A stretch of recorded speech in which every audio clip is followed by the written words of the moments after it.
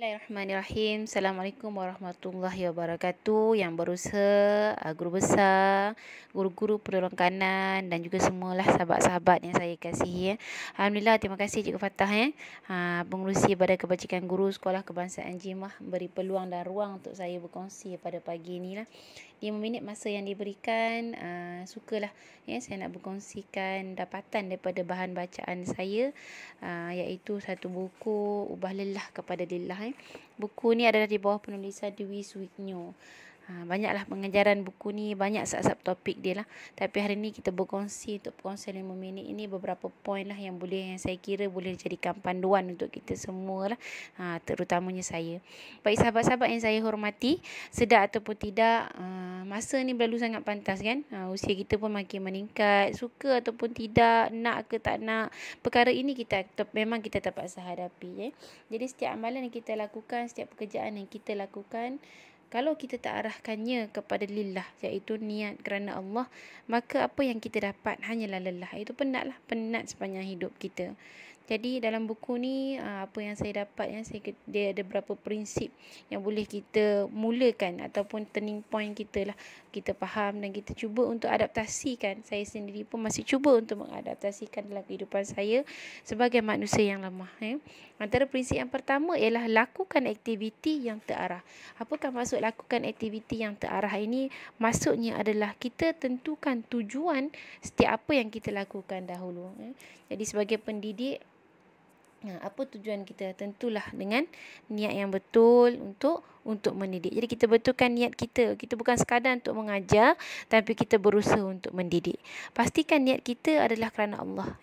Kita mendidik lillahi ta'ala. Kalau kita dapat hayati lillahi ta'ala ini, kita buat apa pun lillahi ta'ala, Masya Allah, tabarakallah, memang besar lah. Memang besar sekali makna dan mendalam sekali makna lillahi ta'ala ni. Jadi kita bukan sekadar sibuk kat sekolah, sibuk siang malam pagi petang, sibuk. Tapi sibuk kita ini sibuk lillahi ta'ala demi berkat ataupun demi keberkatan kehidupan kita. Maka lelah yang kita dapat dari kesibukan kita, dari pekerjaan kita sebagai pendidik ini adalah lelah yang terarah. Itu prinsip yang pertama. Sahabat-sahabat yang saya kasihi, benda ni juga untuk saya juga masih dalam proses untuk terus belajar, mempositifkan diri, berusaha memberikan yang terbaik. Dan prinsip yang kedua ini, dia kata apa? Ialah mencari keberkatan dalam pekerjaan yang kita lakukan.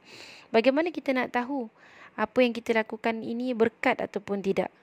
Bertambahnya kebaikan dalam setiap kehidupan kita, itulah di antara tanda-tanda keberkatan dalam kehidupan kita. Bertambahnya peningkatan dalam amal ibadat kita semakin baik, maka itulah dia keberkatan kehidupan kita. Kita perlu ingatkan diri kita sendiri.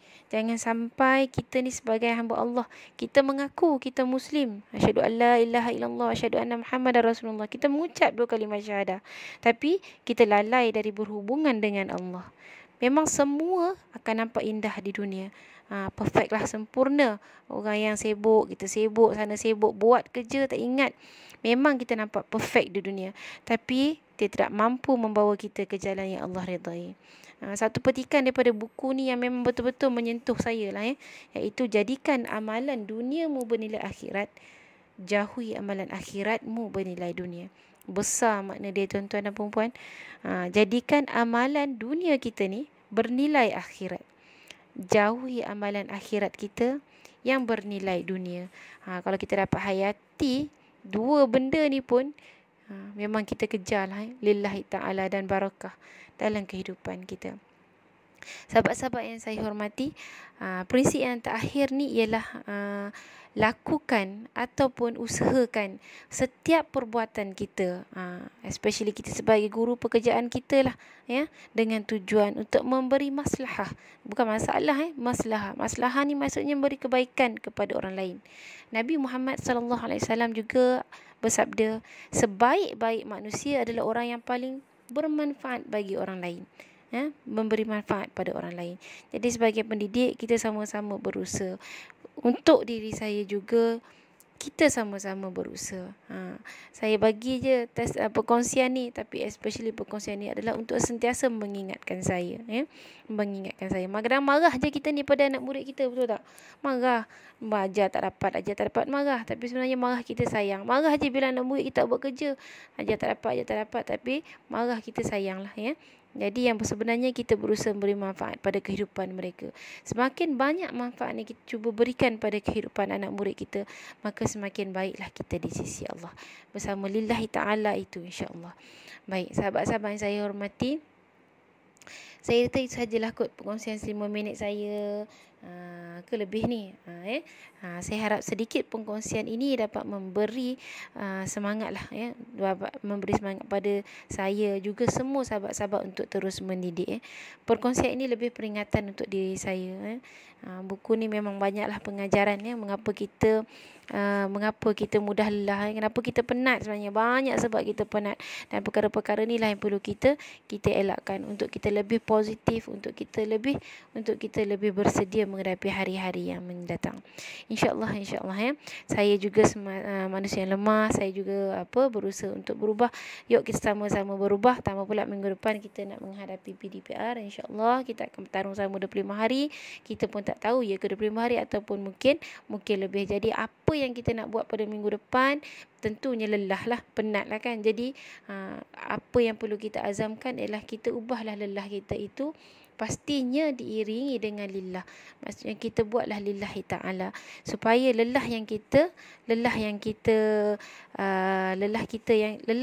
lakukan itu adalah lelah yang terarah, lelah yang menjadi barakah. Jadi kita hidup dalam memberi manfaat kepada orang lain, insya-Allah.